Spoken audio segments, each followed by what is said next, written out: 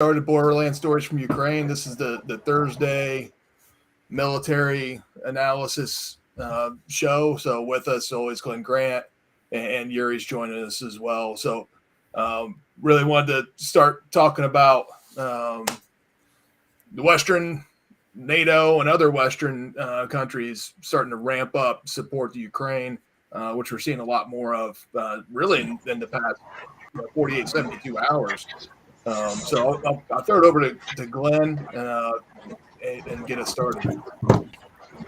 Yo, well, let's have a look at this. The complete northern area now. The Ukrainians have re-established the border, so the border with Belarus and actually the northern border with Russia is now back to the way it was before, with border guards and everything else.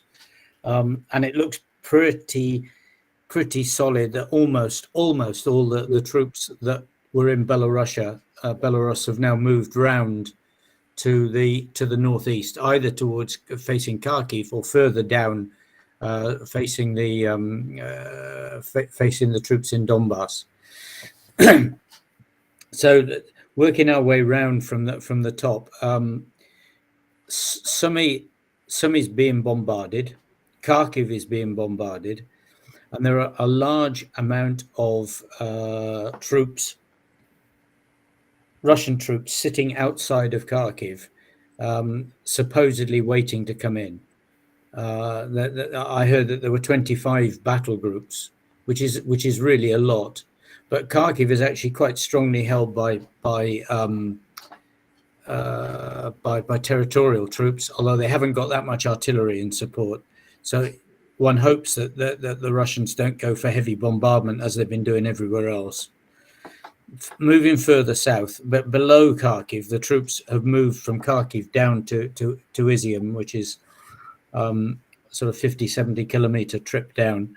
And they're trying to cut off the troops that are at the top part of the Donbass line, the old trench lines.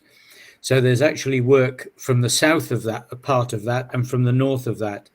What's worrying is that there is a very steady movement forward of the Russian troops.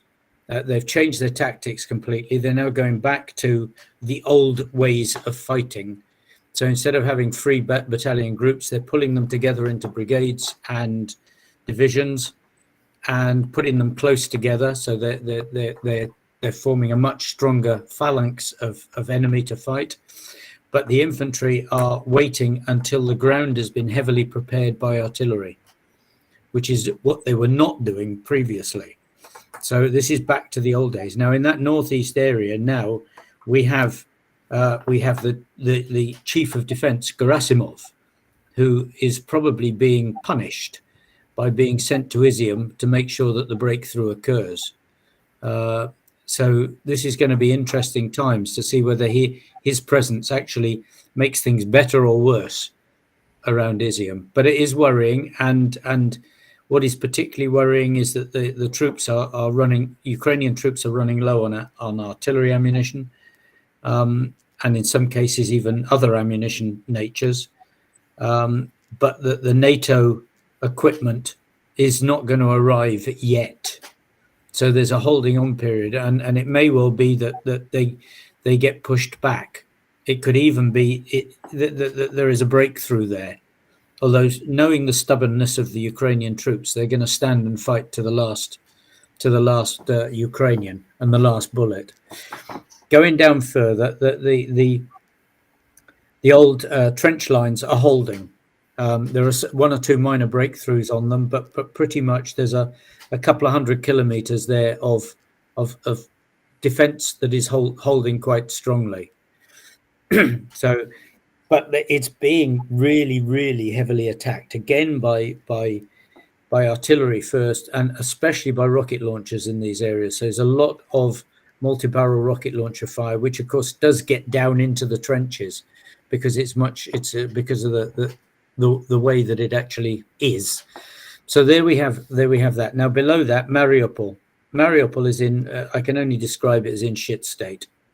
It's dire. The boys are hanging on, and they're hanging on inside the old ironworks as best as they can. It's a huge area. It's like 4 square miles of ironworks. It's not a small place, and it's riddled with tunnels underneath.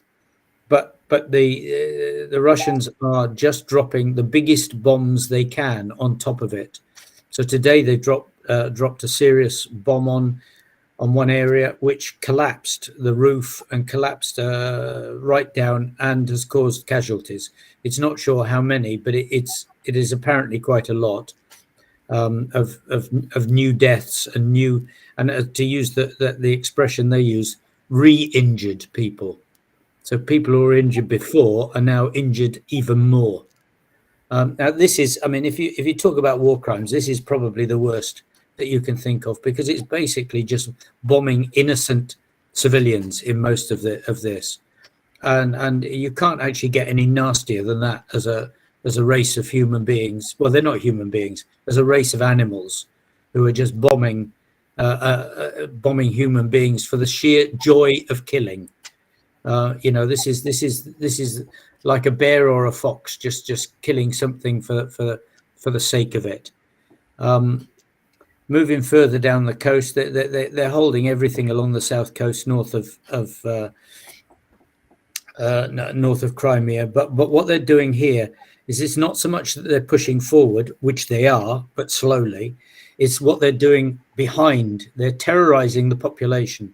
They're terrorizing them by taking prisoners, by kidnapping children and sending women to the front line to spy for them, by torturing people, and of course by the normal things of rape and murder.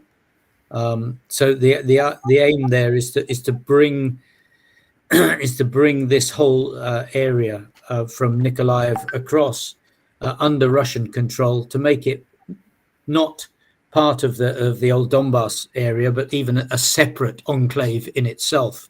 And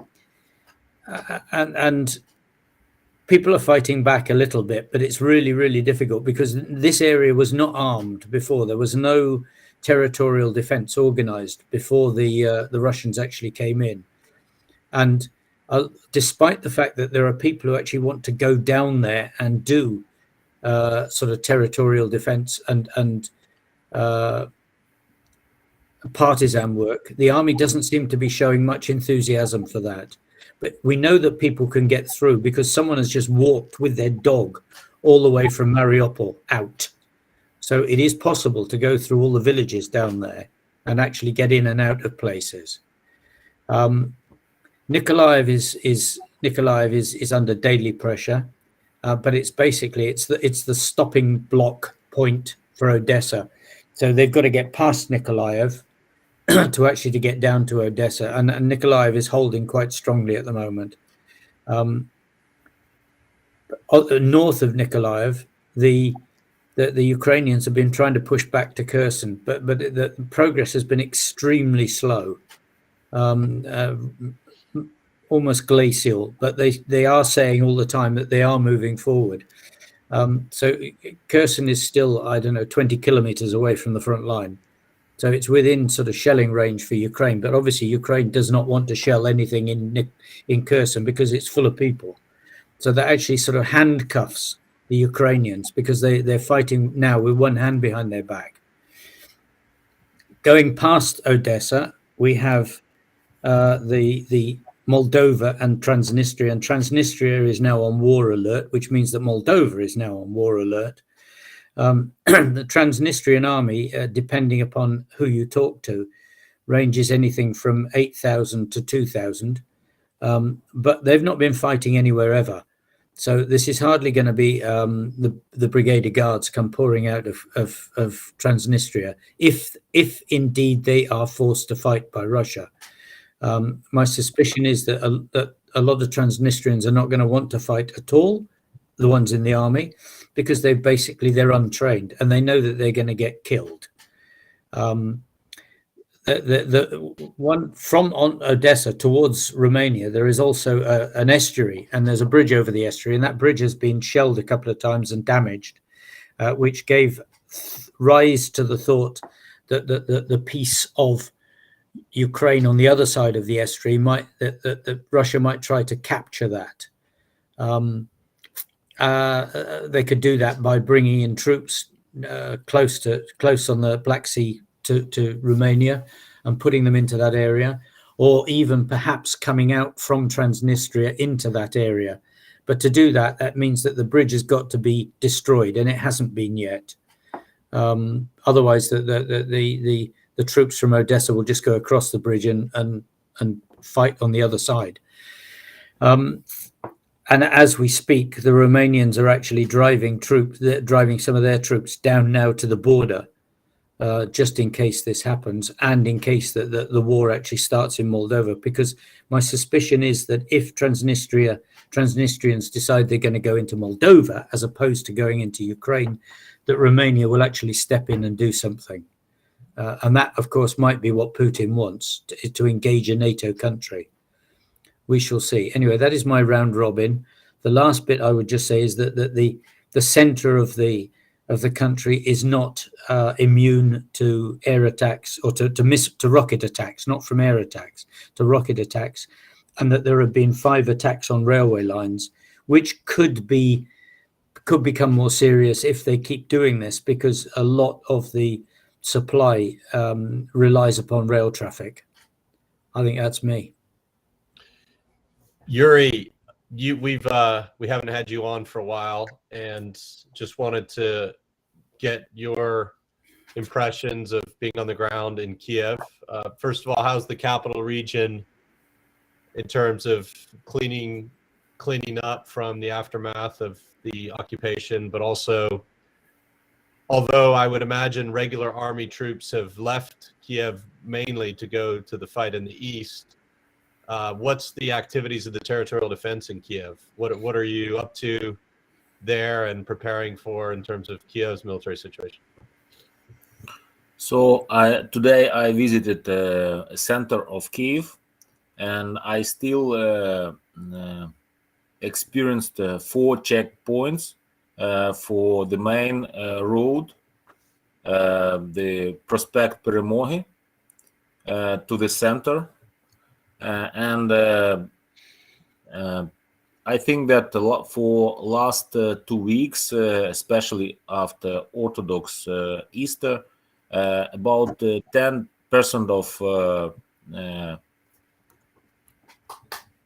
of population of inhabitants of Kyiv arrived, and we see again traffic jams in Kyiv, and I see that everyone wants to come back to regular life. But still, checkpoints are active, and it means that there is some tension inside people's minds, and also territory defense. Even Kyiv territory defense is still on roads. Also, I visited Western Ukraine, and especially Zhytomyr. About every 50 kilometers, I see checkpoints, and territory defense is active there. But also, what I see that territory defense is still mobilizing additional troops to regions where frontline now exist. So territory defense is grouping additional troops and send them to frontline. At the same time, all existing brigades are moving to frontline too, and northern border is defended more and more by territory defense. And also, last weeks I had talk with my friends from Belarus, and they're describing me the situation that Belarusian army is not ready to entry. So the risk and the probability of entrance from Belarusian army is very low. So northern part of borderline, especially Belarus borderline, is defended by more and more by territory defense. About Transnistria, as far as you know, there were some explosions in military bases, in Russian military bases, but according to intelligence information, there situated only two tactical battalion groups, so it's about 1,500 to 2,000 troops, and mostly this is engineering troops, and they were not active, they were not training for last 20 years. So the probability of active movements there is estimated as low, but anyway, there have very big stocks of weapon and ammunition there, and I think it is last days explosions are connected with them. Also, I send you some documents which were sent by intelligence. They gathering population, and it's like some kind of mobilizing of civilians for trainings and for grouping into some troops. So it's maybe it sounds like preliminary announcing of mobilization. Inside Bilohorodka, inside our territory defense, we are still working, we are still waiting, we are still training and keeping strong. At the same time, part of our troops are enriching army and enriching and leaving for frontline. So your territorial defense is also sending soldiers to the front lines. Yes. And are they joining regular army units or other territorial defense, or are they all mixed up? They are joining regular army. Okay. All right. So Dave and Glenn, I wanted to bring up this broader point, which I think is important for the discussion, is the Western arms deliveries. And President Zelensky finally seems to have broken through in terms of marshaling political will on the global stage. They had a donor conference of 40 nations. Even Germany is voted today, I think 567 votes out of 693 in the Bundestag to supply heavy weapons to Russia. We also have to Ukraine. Sorry. Well, actually, no, because they're paying for gas. So that was a Freudian slip, but not so much. Yeah, the ammunition they're giving to Russia. Yeah, exactly. And in fact, the Germans and French, it turns out over the last 7-8 years have been skirting sanctions and have supplied several $100 million worth of military equipment to Russia. So, but they're going to arm Ukraine too, as well as paying for gas, which effectively funds the war in Russia. Although on the sanction side, there's a oil embargo pending. Apparently, Germany's figured out how to get off of Russian oil, and now Russia's cutting off oil to Bulgaria and Poland, and basically playing a game of geopolitical economic chicken with the rest of Europe, because that could spur, a quicker transition off of Russian gas.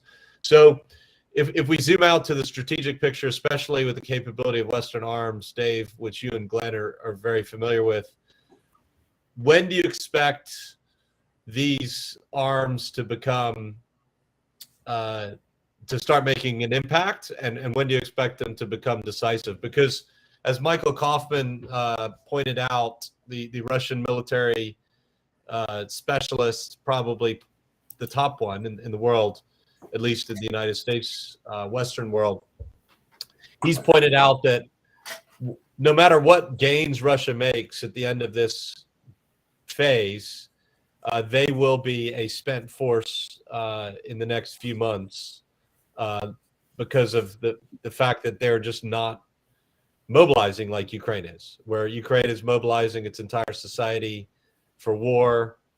They've started conscription or activization of reserves, and you could start to see this summer brigades and divisions of new formations coming up out of the Ukrainian side.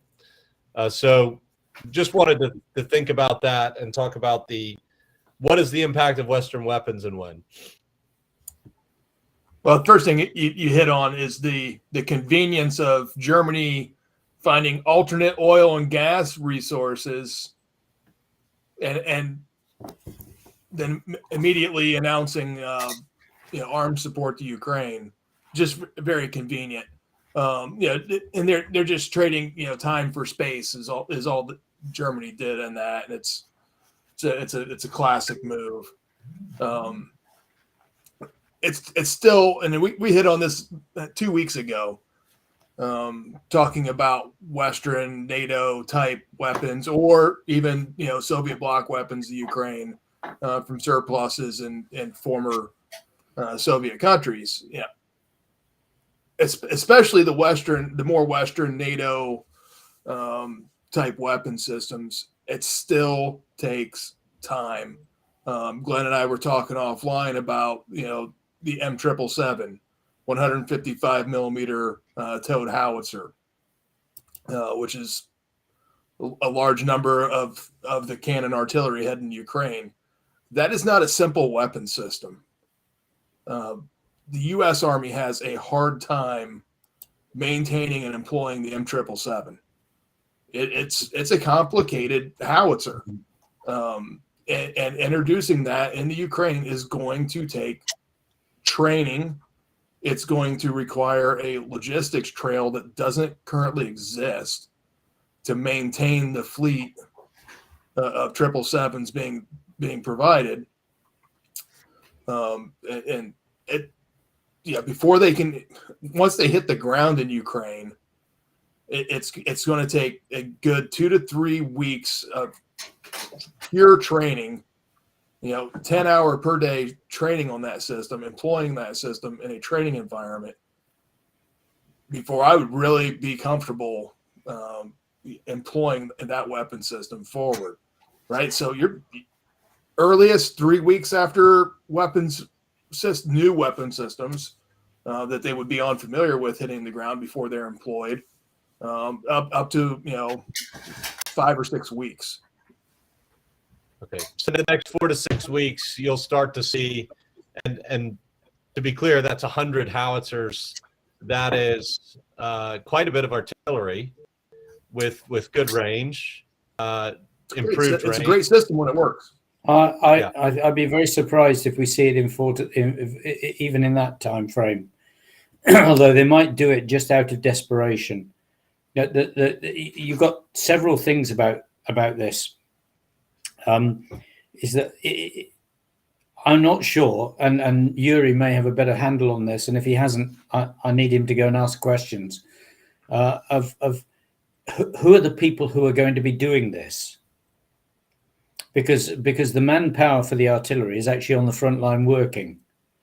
So if you want people to go back, are you going to take back people from the front line who are the experts, or are you going to try and take new boys? Because if you put newbies on a gun like this, you're in a surefire thing of broken legs, broken arms, hands cut off, fingers cut off, and things like this. Because these are serious pieces of equipment, the guns. It's the same with most of the weapons, but in the hands of an experienced artillery sergeant, then they'll find it a joy and they'll learn quickly. So it's having the right people. And there's a lot of equipment coming. I mean, there is a lot of equipment coming. I mean, it's something like 18 gun batteries worth of equipment by the time you look at AS-90 and other guns. That's a lot of people. And then, you know, how are they going to blend that into the system that they have at the moment? And that, for me, is totally unclear. I can't see that because, obviously, you know, the plan is secret. But it's really complex. Now, some vehicles, some things, some equipments like Bushmaster, I've heard that they're already on the front line. I mean, I have no evidence of this, but they could be, because they came a couple of days ago, and it's possible to drive Bushmasters all the way to the front line. It's not a difficult equipment to learn. You know, and someone who's been working on an armored vehicle will get in one and will if he's IT literate, they're instinctive. So they'll know what the switches are for, and they'll work out what the other switches are for pretty quickly. Except for the driver's seat's on the wrong side of the road. But anyway, the driver's seat is on the wrong side of the road. But remembering that every one of those brigades has got guys who've worked in Britain. Yeah. So for them, it won't be on the wrong side of the road. They'll be quite happy with it. Yeah, but it is a point. It is a point, and it does international legions. And Sam, I mean, why it's a serious point? Why it's a serious point is that because it's an operational danger. Because when you're under stress, then you don't move. You move automatically. So if someone in the Bushmaster suddenly gets shot at, okay, he's going to move his left hand to move the gear and to do things. He's not going to be using the same hand movements that he is normally used to. And therefore, there's a risk there for people who suddenly come under fire and when they're in a new vehicle and it is on the wrong side of the road, that they don't actually handle it in an instinctive way. It's going to take them weeks to become instinct. So you've got that. Then you made this point about, you know, new brigades and new divisions. Well, again, who are the people who are going to do that? How do you create a new brigade and a new division? I mean, I have actually written about this. Go on. Sorry, you're frozen. I mean, the only spare people are the Territorial Army, because most of the reserves, the sort of the third and fourth wave of reserves, a lot of those have already joined the Territorial Army. So, you know, they're going to have to pull people. Let me describe the situation. So we have about 200,010 regular army troops. But by the way, for last 8 years, we have 500,000 veterans who came through war. So they were also artillery battalions. They went through tank battalions. So, for example, one of my employee, he came back to frontline as in regular brigade, and he was driver in tank driver. So, you mean now? Now, yes. Yeah, but that means he's already been used, mate. He's not free. Everybody talks about this 500,000 and 200,000. You've already lost a lot. And already a lot of those people that have been in the ATO have already gone forward to the ATO, 1,000 plus, 100,000 plus, because the army was so thin on the ground at the start of the war. So, you know, the numbers don't always add up. The numbers that are written down don't always add up. Okay, there are probably lots in Lviv. Lviv has got 100,000+ more territorials, but someone has got to turn those into brigades and divisions. It doesn't happen on its own. You've got to have officers, you've got to have sergeant majors, you've got to have vehicles, not just the vehicles that they're being given by, you know, an artillery battery has got an artillery battery with 6 guns, should be about 30 vehicles. Okay, so you've got to have all the support vehicles, the Land Rovers, the observer vehicles, the logistic vehicles, and everything else. So this whole thing, this whole management thing, just for people and vehicles and equipment to make new stuff is an extremely complex task, and it's not going to happen in 5 minutes. No, it's not. It just isn't. I mean, in the First World War, when they made new infantry battalions, they were not putting them into war for over a year. Over a year, and many battalions were deemed not ready for war even after a year with new people. So, you know, this is, Ukrainians are wonderful, I know this, but, you know, even if you pull that year down to 2 months or 3 months, it's still a challenging activity, management activity to make all these things. Is all I would say. No, you're right. And Glenn, I know you know this from advising at the MOD level, the challenges they'll have with that. Yuri, you were talking about some of the people have been called up. Are any of them going to fresh units, or this is probably classified information if they are? Secret. So, yeah, we can only speculate here. I will not tell you where they went by, but from my company, these guys are experienced and they have war experience. They know their units, they know their commanders, and from information I know that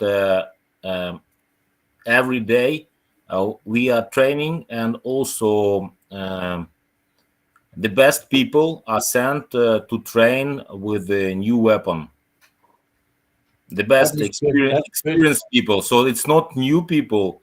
This is experienced people that are retraining for new weapon, and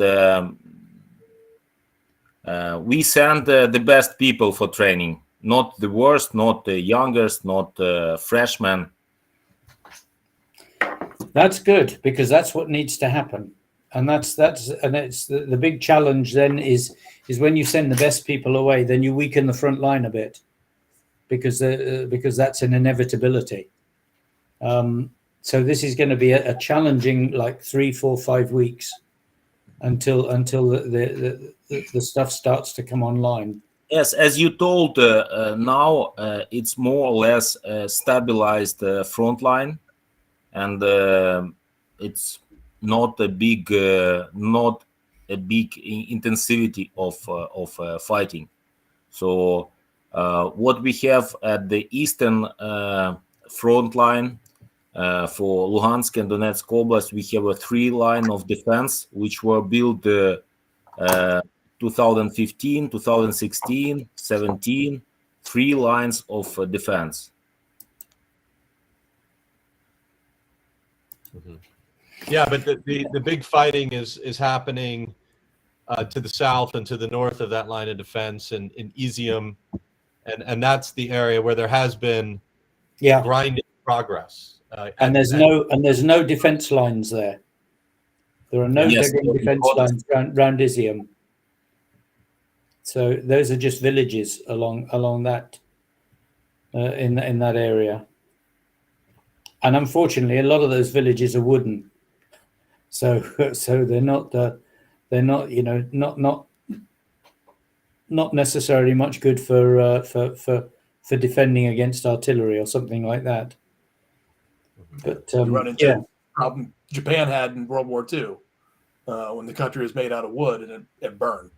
And ultimately, my biggest concern with everything coming in, everything that's pledged, promised, shipped, en route, and arrived is it's not the same. So managing logistics for Ukraine with a world's worth of military equipment of different calibers, of different ammunition types, different kind of powder bags are required. I can have an artillery brigade with 3 different equipment sets. I have American, I have British, I have Brazilian, which came from Germany, but it's 2 generations old German equipment, right? And I need the supply. I need to sustain that unit in combat. And I need to have the apparatus. I need the people trained and knowing what is where I'm getting it from, and I have to get it along that line of communication, that route, that main supply route, alternate supply route, to the unit that needs it when they need it. And that's going to be the complicated task. It is, because it's because we work on a different concept, and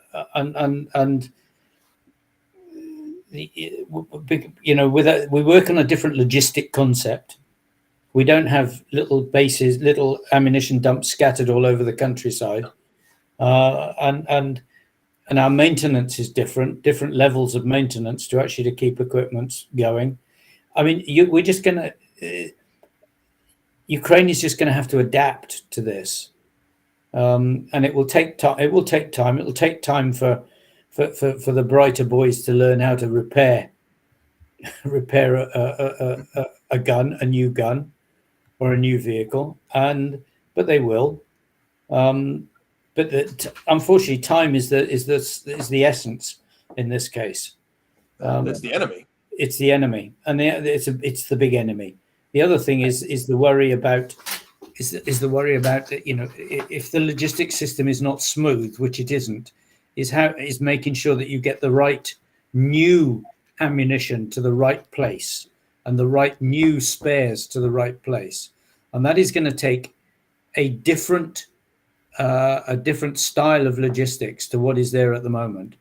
There's going to need to be some more logistic commanders, because this is not something you can just throw at the volunteers and say, go and get me go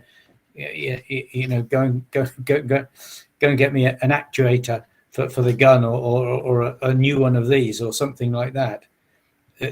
Even some of the wheel sizes are going to be different, and you can't drive down the road to the local garage and just grab it at the moment. So this is going to be a challenge. It's going to be a real challenge, and I hope that someone is actually thinking about the logistic challenge with the same energy as they have of the tactical challenge of just making a crew for a gun, because it's much more complex than as we say, much more complex than just giving javelin or just giving an anti-tank weapon. We just give it to someone and they use it. Now you're looking at crew weapons that are new and complex. And come with a lot of requirements. Yeah. But I mean, all these things are doable, but it's just I just hope that the people that are taking them on understand that you can't use them in the same way. Can't use the things in the same way. Yeah. I'm sure they'll adapt. And they'll make their own concept of how to use vehicles and how to use them best. Yeah, and the other thing we might have here that, and I don't know, because I don't know the numbers and the ratios and crews. You may find there's some catastrophic success of foreign military aid coming into Ukraine, where a gun crew might actually have too many guns. Right, you can only man one gun at a time. So what's the ratio of inbound equipment?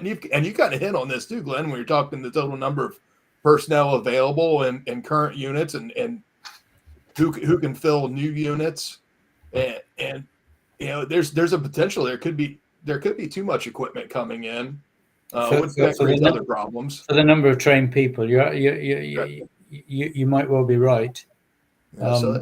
And then there's the task of what do you do with the old equipment, and do you backload it for people that know how to use that equipment more quickly, like reserves, or people in the territorial army who've been in the ATO, or do you leave that also with the frontline units? Right, which creates more logistics problems. Which creates more logistic problems, yeah. Right. Well, let's zoom out a little bit to the other side, because I wanted to. We're going through a lot of the challenges Ukrainian army is going to face with quality problems, let's say, compared to a month ago, with a lot of new equipment, the logistical challenges of training people, and more importantly, supporting different types of equipment. But I would say that Ukraine right now is moving into the realm where they're getting NATO standard equipment, which means that they'll go from 152 millimeter rounds, which is harder for them to acquire than 155 millimeter rounds, which is much easier for us to supply. And there is some interoperability, at least in terms of ammunition, which is really critical for the new equipment they'll be getting. And it also puts them on the path to be a much more modern military long term, because Ukraine, I think we'd all agree, will survive as a state. The question is, with what territory, and what's the big picture there? But let's go over to the Russian side, because you brought this point up, Glenn, that General Gerasimov himself, the commander-in-chief of the Russian army, is rumored to be in Izium, which is putting himself right in range of becoming one of the next dead generals on the Russian side.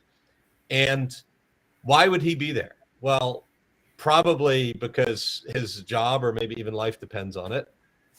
There must be quite a bit of desperation on the Russian side, because they do not have mobilization yet. They have not mobilized. They've not even fully manned their own crews, according to Michael Kaufman, who was talking, Russian military is running around with, Russian military is running around with, armored fighting vehicles that have maybe two infantrymen in the back, maybe instead of 6 or 8, which you'd normally expect. They are not fully manned, not even close. weren't when the war started, and the casualties haven't helped that. The force ratios you need in an offensive, which they didn't pay attention to when they invaded Ukraine, are certainly still not where you'd want them to be, at 2 to 3 to 1. So the most optimistic prognosis, according to Igor Girkin on the Russian side, who's a huge critic of his own government, is that the Donbass offensive may get some tactical success, which you're seeing right now, but not a strategic or even operational success, which would be surrounding some or large parts or all of the Ukrainian army and destroying it.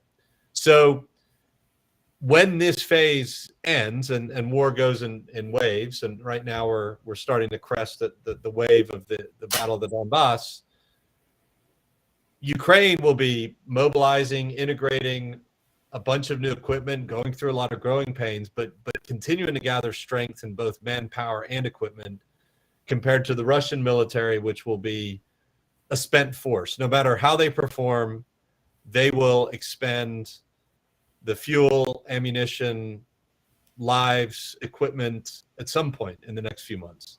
The fighting's just too intense with the Ukrainians. Where does that leave us, Glenn, in your perspective, when that phase ends? And Putin has shown no interest in peace talks, as of the Ukrainians recently, because of things that have happened. It looks like there could be a momentum shift to the Ukrainian side in the next few months if they hold in the Battle of the Donbass and don't allow for a major encirclement of their troops. It's interesting. I mean, what worries me most is the South. Is the South and the damage, the terrorist type damage that is being done to the south of the country. And in many ways, I think this is more insidious and a bigger threat to the health of Ukraine than what is happening in the northeast and the straightforward battles in the northeast. I mean, that's just army versus army slogging it out. But what's happening down the south with terror, with you know, making children learn Russian in schools, just trying to Russianize the whole of the south area. That's a much more nasty problem for Ukraine in the main. I think you're right about the Russians will probably run out of energy in the top. I mean, even if they get into Kharkiv and they take Kharkiv, okay, so they flatten it, they start killing people. It doesn't change the body of Ukraine. If they break through around Izium, wow, it then becomes their problem. At the moment, it's Ukraine's problem in defending. But if Russia breaks through, it becomes their problem because then they've got to do something with it. And even with Gerasimov, as you said, you know, vehicles with only 2 men in, vehicles that have got young officers in who are not even commanding anything because they're cadets and they were pulled forward to the front line. These boys they're not any longer a credible attack force that can actually start going across the country and doing something. And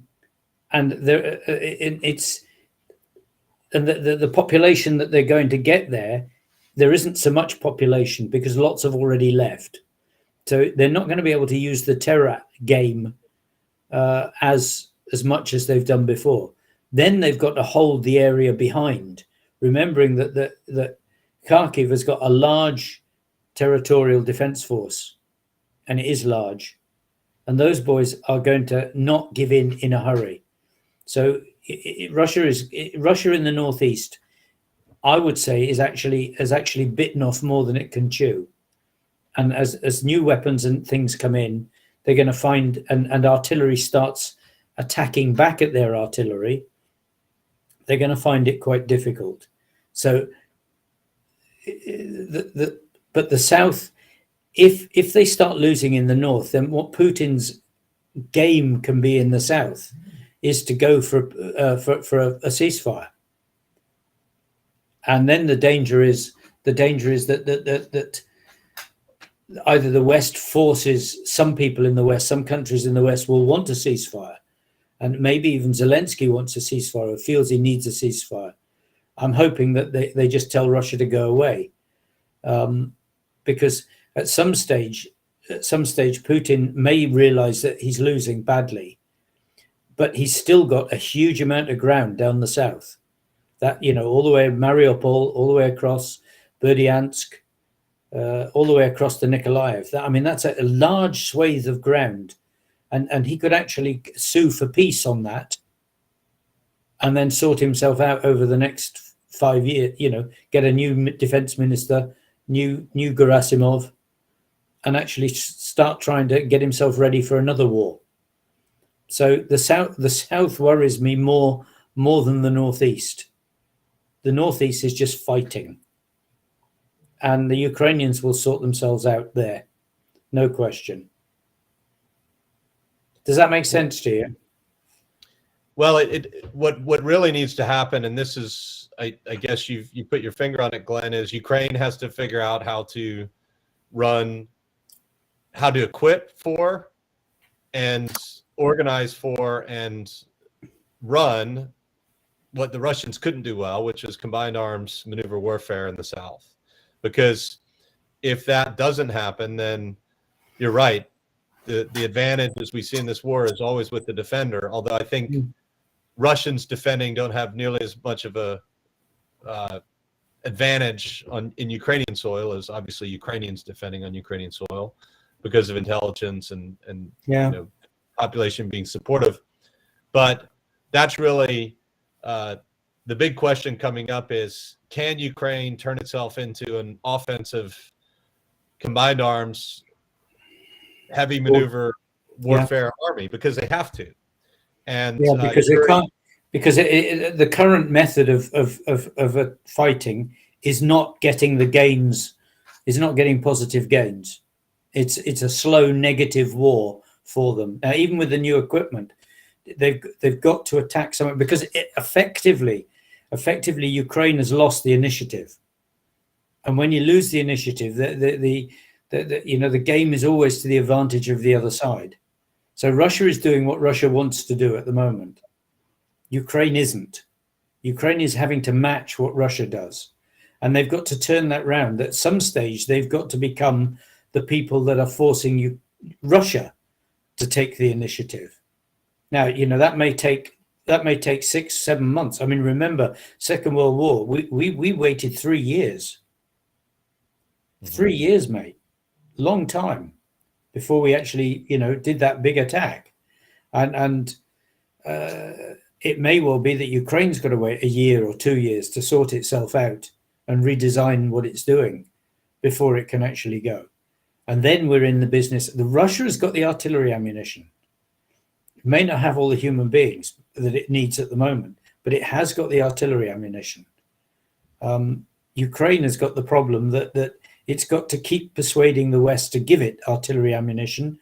And at the moment, I don't think there's enough around everywhere for a war that keeps going for another year. So we're going to have to, they're going to have to start making new ammunition, because you can't ask America to give up all its stocks. I mean, actually, it needs to keep, a sensible amount. Most countries do. They can't give it all up. Well, if they don't spend it here, they'll end up spending it in a larger war. And I think they'll end up spending it in a larger war. There's no question about that, which will be 10 times more expensive than what they're coughing up. I mean, as I said, as I tweeted a couple of weeks ago, Zelensky asked for 1%. He should have asked for 10%, because 10% would still be much cheaper than going to actually to have to fight a Russia that wins in Ukraine, because the amount of money we'd have to spend on rearming everybody would be monstrous. Rearming, all of NATO. You're on the ground. The soldiers who are going into these units who have to form the backbone of this new offensive formations that need to be built. What are your thoughts on the timeline?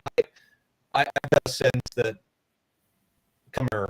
when it is actually really good time for maneuver warfare, I have a sneaking suspicion, Dave, that Ukraine might be able to launch some armored attacks that could be quite effective. But I want to hear your thoughts, and then Dave. So first of all, psychologically, all units are preparing for offense.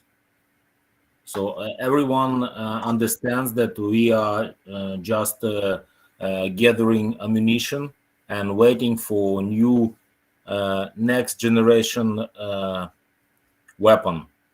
So we don't want to lose our best people in symmetrical, conventional warfare.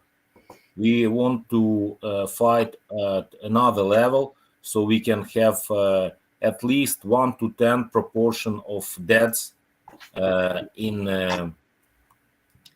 favor of Ukrainians. And also, what I see, that I communicate with people on occupied territories, that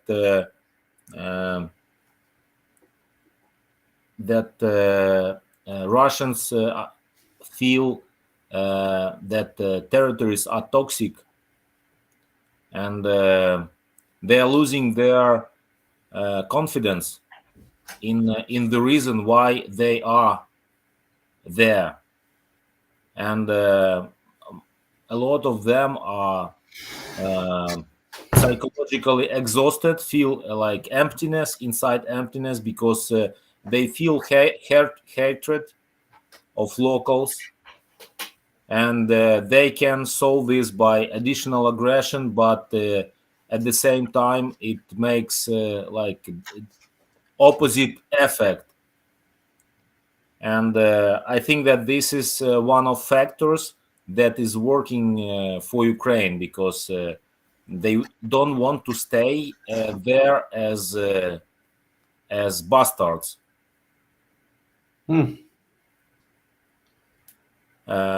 What is expected just on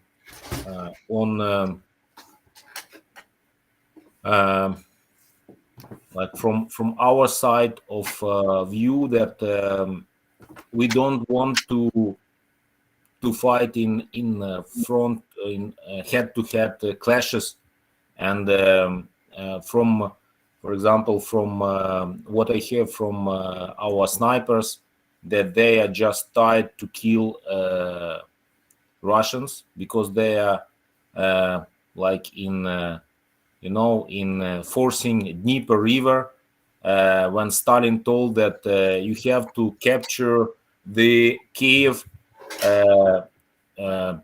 before the anniversary of Great October Revolution, and Ukraine and the Soviet army lost about 300,000 soldiers for 7 days. So what I hear from frontline, that they are just pushing troops to the front line, and snipers are just tired to pull the trigger.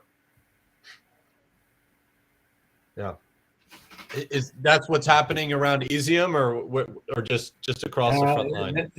Around different points, but mostly from DNR LNR region. Yeah, that's right. Around the trench lines. The trouble with Izium is that they're really that area that is heavy use of artillery, which means that the guys are not necessarily in trench lines. Well, mostly they're not. So that means that they take casualties, and I mean, we all know that the stress of being under artillery is monstrous when it's landing around you and actually killing people to the left and right of you, or damaging people. So it's very hard then when the troops come, when the Russian troops come, even if they are completely useless soldiers, which in many cases they are. It's still very hard to dig yourself out from being underneath the artillery attack and actually try to get back to being good soldiers again. And I'm hearing this from quite a few in the front line, that they're just saying that they're exhausted from the rocket launcher attacks, and that understandably so. But they're holding, and that's the remarkable thing, and that's the truly remarkable thing about the Ukrainian Defense Forces, is that they're being bombarded, but they're still holding. Fingers crossed that it stays that way.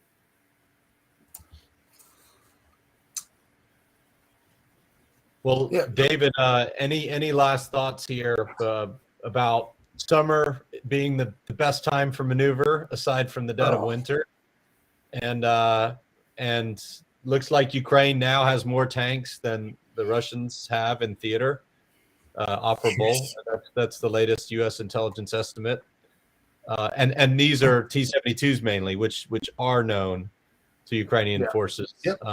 I am looking forward to seeing which tank becomes the main battle tank of the Ukrainian army next generation. But what are your thoughts on the potential for maneuver warfare this summer, and the counteroffensive that the Russians actually fear is coming? I think that's one of the reasons why Gerasimov is at the front. Is one, you've got May 9th coming up, which although it seems strange to us that day would precipitate such, let's call it, furious and ill-advised offensive efforts. Yuri just gave us a historical lesson on why that probably is driving a lot of this.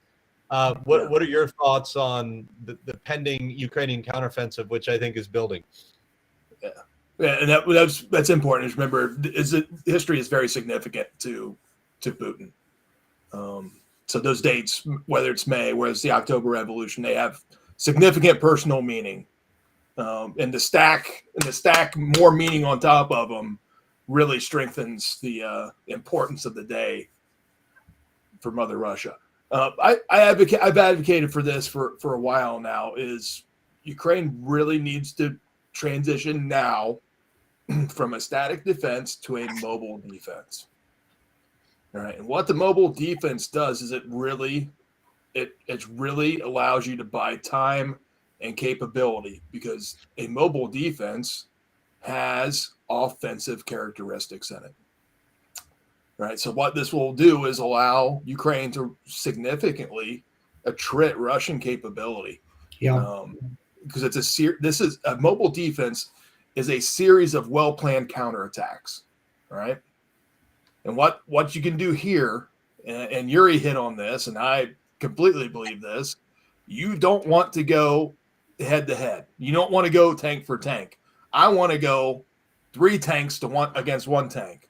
Right. So we don't want to fight entire Russian units. We want to attack them in piecemeal. We want to isolate elements of Russian forces along the front, and in a very small geographic location, overwhelm them with combat power in a counterattack, destroy them, and withdraw back to a line of defense, and continue to hit them piece by piece along very small fronts. And then this will achieve some really good effect along that front, right? And that builds an offensive mindset across an army that, as we progress with foreign military investment in Ukraine over the next several months, can build up into that larger transition to a pure offense. So it builds it up over time. It degrades Russian capability now, and really allows that transition over the next several months. I think the other thing Ukraine's really going to do we may have seen some instance of this, is a deep strike, deep attack capability, and we need to get in and disrupt Russia's ability to sustain combat. Yeah, it's more than that, David. We want to make them turn around and run. And right. Personally, I think that the area that is most vulnerable is the south, much more than the east. And I if I was going to counterattack, I would head for as hard as I could south for the bridge at Crimea, because I think if you get the bridge at Crimea, as you go down towards it, I think people will get out of the way, to be honest. If you've got anything that's solid heading south, because they're vulnerable. The Russians are definitely vulnerable, and if they think that their route home is going to be cut off, I'm sure that a lot of them will just turn around and drive. Yeah, and Crimea is full of administrators and. Yeah, Crimea itself is full of. Crimea is wide open. Yeah. I mean, there's as you're right, it's administrators and sailors that have been left, but that are deeply unhappy, and air defense gunners. Yeah, it's not an armored. It's not a defense for armored warfare at all. They get in there. I am sure that most of the people in Ukraine, in Crimea, will be heading for that bridge as fast as they can go. I do not see. And also when talking about deep strike, I'm not only talking about bombing, rocket, missile kind of attacks. I'm also talking about unconventional warfare. Yeah, which can really play in deep. Yeah, I mean, I think the thing is that the thing that will frighten them most is face-to-face combat. That obviously they don't like that. When you hit people with rockets and things like that, there's nothing personal about it. This needs to have that personal feel to it. That we're coming, and we're coming to get you. That has got to be the Ukrainian motto. There's got to be, we're coming to get you, and they've got to feel it somewhere, and somewhere soon, I hope. But it may be another 6, 7, 8 weeks before we see this, and until then, the boys have just got to hold on, and not allow Russia to take much more land, or Odessa. Yeah, and utilizing, in hit with Odessa, Transnistria is significant to that. That would be one deep strike. If I'm Ukraine, I want an unconventional warfare capability in Transnistria. I want to form that resistance movement, develop it into insurgency, have coercive and disruptive population. Dave, I don't think there's anybody there to do it. I think anybody who is going to do that is already driven either into Ukraine or into Moldova. Yeah, they need to get back in. Right? that's where you need to go. Have you seen the long queue? The pictures of the queues. There's a long queues of vehicles driving into Moldova to get out of Transnistria. Yeah. Yes, from what I hear, that Transnistria doesn't want to fight at all, so they're escaping. So, and then I sent documents to our chat group about official order of Transnistria so-called government about gathering all civilians around training camps, but they are running out of Transnistria to Moldova or to Ukraine out there, and no one wants to take machine gun. And also I sent a document about Izium issued by local administration, Russian so-called administration, about civilian cooperation and assuring Ukrainians that electricity will be renewed, water supply will be renewed, hospital care, medical care will be renewed. And I feel the smell of Gerasimov General, because he is a well-known author of hybrid warfare as a doctrine, Gerasimov doctrine, as far as you know. And I think that this is, we will hear the attempts to build some way of asymmetrical hybrid collaborative warfare strategies that could be implied at the region, and maybe also at the southern region to break the conventional rules of warfare, because as far as we know, about 1 million of Ukrainians were deported to Russia, including children, including men also, and they now trying to recruit Ukrainians from occupied territories to push them to be recruited in Russian army. And I think that this is the smell of Gerasimov.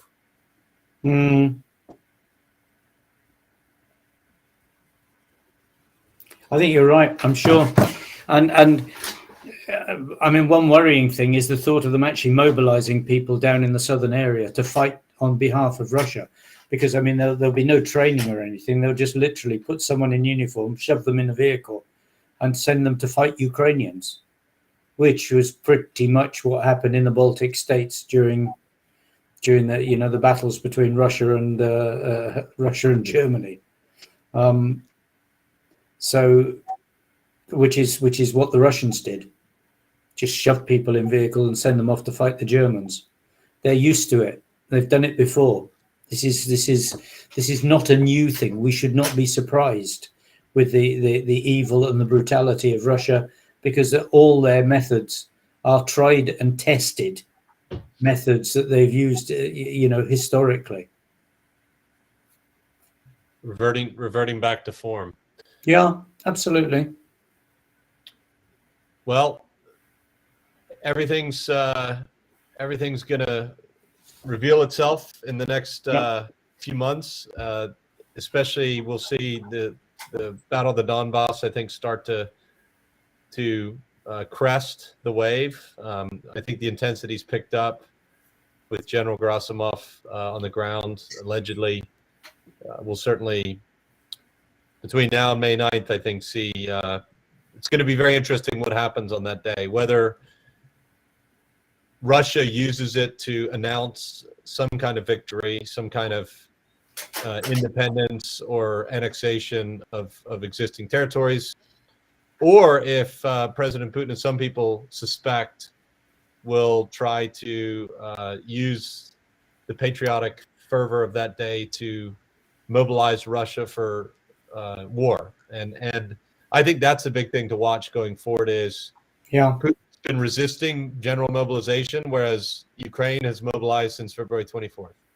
Ukraine's on their home territory. They're getting supplied by the entire West. The old arsenal of democracy, Lend-Lease Act, even same brand coming back. And that is going to be a very interesting thing to see if Russia tries to catch up in the mobilization or still tries to pretend that this is not a general war, because that has huge implications for Russian society. But it also will mean a long and protracted war. Yeah. As Yuri warned on the first time we ever did this broadcast on 25th of February, this is going to be a long war. Unfortunately, I think we're seeing that all too clearly in front of us, that this won't be over soon. And it's going to take a while for Ukraine to recapture its own territory in the event that Russia doesn't mobilize. And if they do, then this is going to be a very long war. Also, I want to add some elements of our discussion is about, sorry, Glenn, I interrupted you. No, go. About guerrilla warfare. So also, as you see that we have more and more incidents about interrupting Russian logistics, including operations with the attacks of Russian territories. Also, we are training very fast. Ukrainians get used to study, to learn a lot of things, and our problems with different weapons is good problems. Yes. Yeah. It's a positive problems, and also we know how to kill generals. So I think that close. Yes, we feel the smell of Gerasimov, and even if he is alive, so it could be changed. The smell could be changed. Yes. Well, Yuri, thanks for joining us again. As always, it's great to have you with us, and I'll leave you with the last point there. Glenn, Dave, thank you also. Dave, it was great to see you on our trip through the heartland of America, and now I'm in your favorite baseball team city, I guess. And Glenn, Yuri, I'll be going back to your part of the world in early June. I'll be heading back over. Hopefully, see you in Kyiv then, Yuri. And we look forward to continuing this discussion as long as it takes. So thank you all for joining us again. And Thank you everyone for tuning in. Please share this. Please also watch for the app we're about to release. I know I've been talking about it for a while, but we're literally waiting on a final integration with PayPal to be approved, and we'll be releasing the app where people who want to donate directly to Ukrainians can do that. And we look forward to featuring that when it's ready. So thanks a lot, everyone, and we'll see you next time.